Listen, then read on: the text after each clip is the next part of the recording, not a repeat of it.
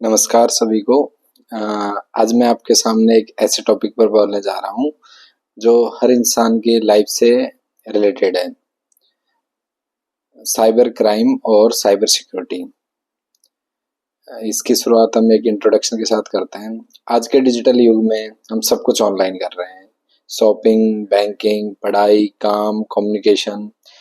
लेकिन जैसे जैसे टेक्नोलॉजी का यूज बढ़ रहा है, वैसे वैसे एक दूसरा खतरा भी बढ़ता जा रहा है, साइबर क्राइम। साइबर क्राइम का मतलब है इंटरनेट का माध्यम से किए गए ऐसे क्राइम जो किसी भी पर्सनल डाटा हो गया, या पैसा, या रेपुटेशन को नुकसान पहुंचाना है। और इसी क्राइम से बचने के लिए जो जरूरी है उसको हम साइबर सिक्योरिटी कहते हैं। साइबर क्राइम क्या होता है? What is cyber crime? Cyber crime किसी भी इलेक्ट्रॉनिक डिवाइस जैसे कंप्यूटर, स्मार्टफोन या इंटरनेट नेटवर्क का गलत उपयोग करके किया गया अपराध होता है। कुछ कॉमन एग्जांपल हैं, जैसे फिशिंग अटैक, जिसमें आपको फेक ईमेल भेजकर आपका पासवर्ड या बैंक डिटेल ली जाती है।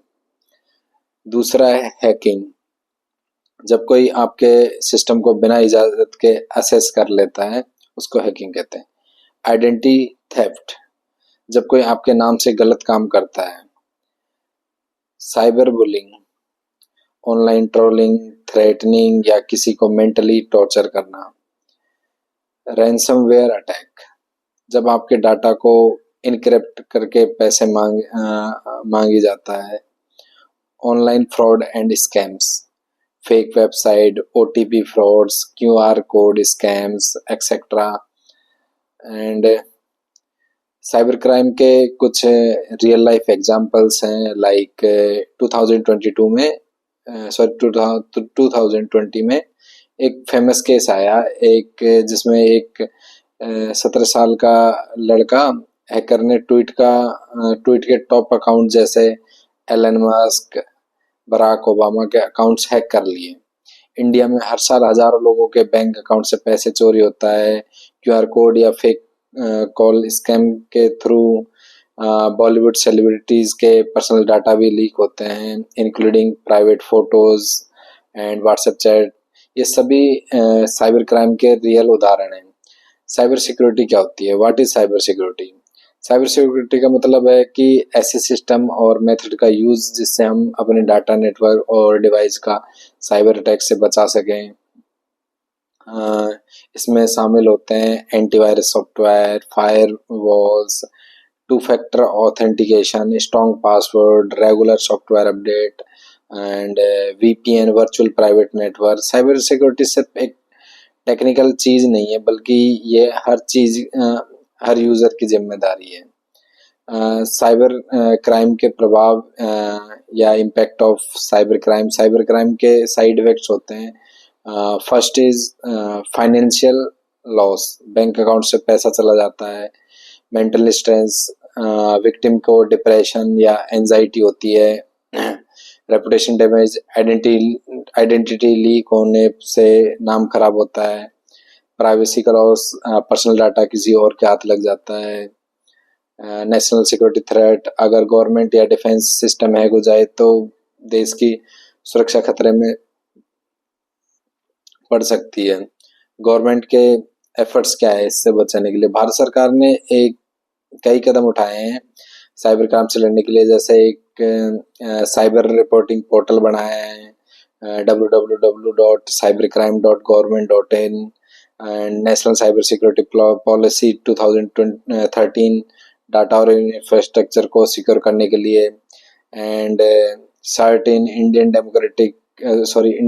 कंप्यूटर इमरजेंसी रिस्पांस टीम का भी बनाया, जो साइबर थ्रेट्स को डिटेक्ट करता है। Delhi police portal cyber crime की ट्रैकिंग के लिए, digital police portal and information technology act 2000 जो साइबर क्राइम्स के लिए कानूनी पनिशमेंट डिफाइन करता है। लेकिन अवेयरनेस अभी भी सबसे ज़रूरी स्टेप है। साइबर सिक्योरिटी के लिए हम क्या कर सकते हैं? How can we protect ourselves? ये कुछ मैं आपको सिंपल स्टेप्स या टिप्स दे रहा हूँ जो बचने के लिए इफ़ेक्टिव हैं। सबसे पहले स्ट्रॉन्ग पासवर्ड रखें, जैसे अल्फ़ा अल्फ़ा न्यूमेरिकल पासवर्ड्स रखते हैं। कोई भी नेम लेके @ करके फिर कुछ नंबर डिजिट और अपर केस और लोअर केस दोनों का यूज़ करें। दूसरा मेथड है टू फैक्टर ऑथेंटिकेशन लगाएं हर अकाउंट के लिए, अपने इंस्टाग्राम, फेसबुक या फिर कोई भी सोशल मीडिया ऐप, या फिर आप अपने पेमेंट बैंक के अकाउंट्स को भी टू फैक्टर ऑथेंटिकेशन से यूज़ करें। पब्लिक वाईफाई से बचें, फ्री वाईफाई ऑफ्टन इनसिक्योर होती है। ईमेल और लिंक पर क्लिक करने से पहले सोचिए। फिशिंग से बचने के लिए ऐप सिर्फ ट्रस्टेड सोर्स से ही डाउनलोड करें, प्ले स्टोर या ऐप स्टोर से। एंटीवायरस और फायरवॉल अनेबल रखें बेसिक प्रोटेक्शन के लिए।